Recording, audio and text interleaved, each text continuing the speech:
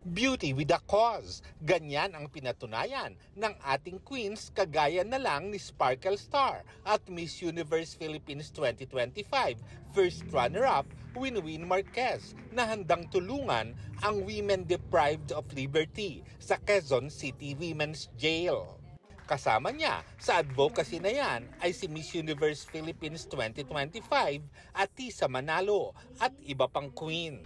We get to visit, we get to know their stories, and to also give them hope and chance na may mga tao na gusto tumulong sa kanila. It would be a good experience for us to do that. They might be persons deprived with liberty, of course. But of course, hindi natin sila i-deprive ng another chance in life and ng support.